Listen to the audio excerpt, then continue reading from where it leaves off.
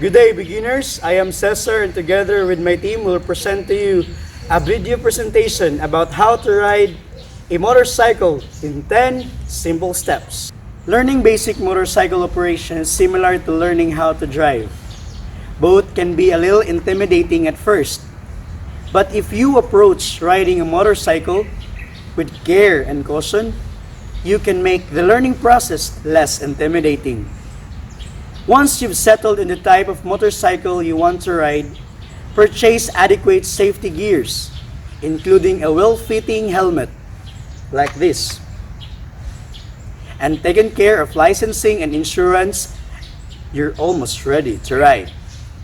While there is no substitute for a motorcycle safety foundation course, these 10 tips will help reinforce what you have learned.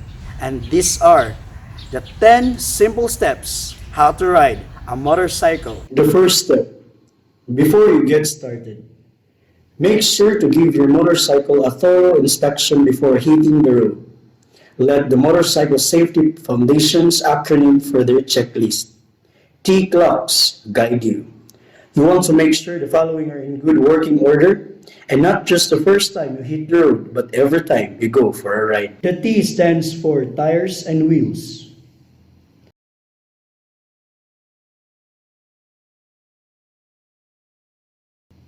C for controls, including levers, pedal, cables, hoses, and throttle.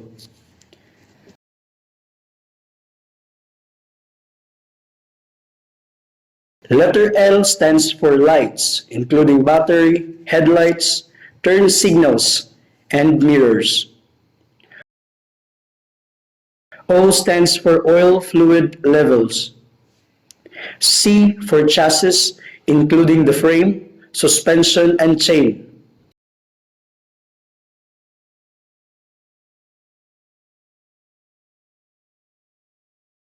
And letter S stands for including the center stand or the kickstand. The second step is the safety gear. Even at parking lot speeds, it's easy to seriously scrape yourself up in a motorcycle accident. Make sure you're protected by wearing as much safety gears as possible, including your gloves or armored clothing. Don't live in one of the states that requires some or all motorcycle riders to wear a helmet. It's always a good idea to wear one. Once you're dressed for the part, you're ready to get on the bike. The third step is mounting the motorcycle. Depending on how tall you are, mounting a motorcycle can be awkward the first couple times you do it. With a bit of practice, this will soon be second nature. Stand on the left side of your bike with your knees slightly bent and your weight centered over your legs. Reach over and grab the right handle with your right hand. Then place your left hand on the left handle so that you're slightly leaning toward the front of the bike. Be careful to lift your leg high or it might get caught before reaching the other side of the bike. Once you're straddling the bike, sit down and acquaint yourself with the motorcycle's controls. Remember to make sure your mirrors are adjusted. You'll rely on them quite a bit while you are riding.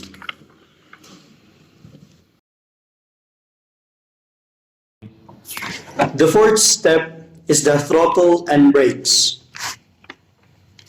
When riding a motorcycle, your right hand is responsible for two crucial functions, acceleration and braking. By twisting the grip toward you, your wrist moves down. You apply the throttle.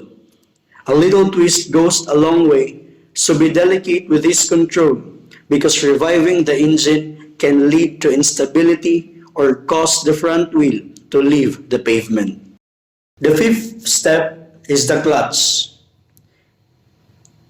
The clutch is the lever just ahead of the left-hand grip. Most sport bikes require only two-fingered operation. The clutch on a motorcycle does the same thing that a car's clutch does. It engages and disengages the transmission and engine. When you squeeze the clutch lever, you're effectively putting the bike in neutral, even if the shifter is in a gear. The sixth step is shifting. Motorcycles shift differently than cars. While operating on the same principle, motorcycle shifts are executed by moving a lever up and or down with the left foot. A typical shift pattern called 1 down, 5 up looks like this.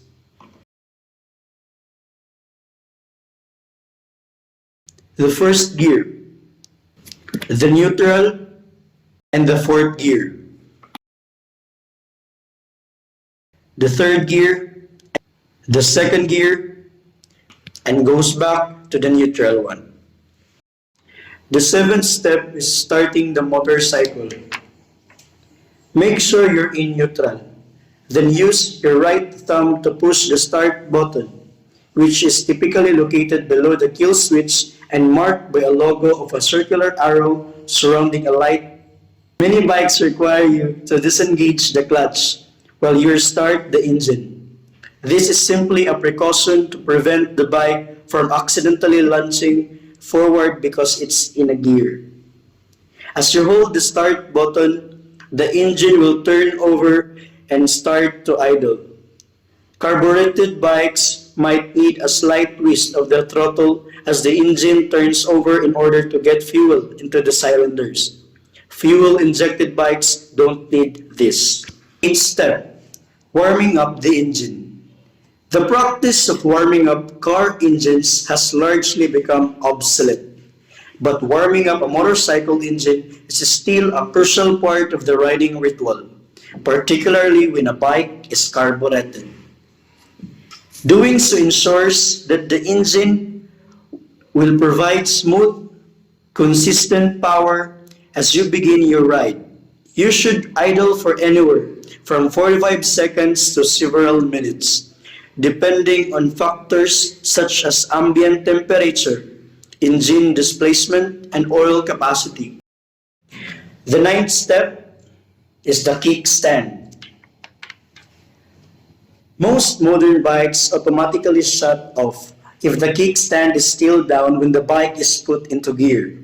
If your bike isn't equipped with this feature, make sure you retract the kickstand by literally kicking it up with your left foot and allowing it to tuck underneath the underbody of the bike. Not doing so can be a serious safety hazard. The last and 10th step, riding and steering. Now that you've reviewed all the steps of how to ride a motorcycle, it's time to hit the road.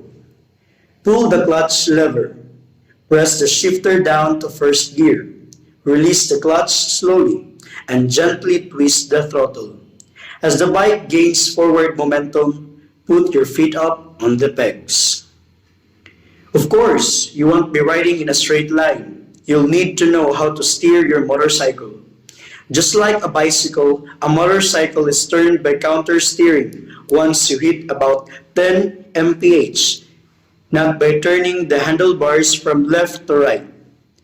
Counter steering involves pushing the hand grip of the side you want to turn. If you want to turn right, you'll need to lean slightly to the right while pushing the right hand grip away from you. Turning is actually easier to do than to describe, so trust your instincts when you get out on the bike. The key is to maneuver your motorcycle with a smooth touch and gradual input. Doing so will not only make you a safer rider, it will make your riding more graceful and effortless. Remember to start slowly. Learning how to ride a motorcycle with skills takes a time and practice.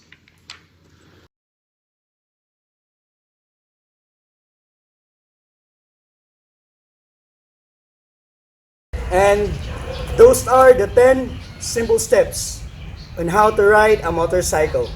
Thank you and God bless. PTT 4A students, thank you for watching.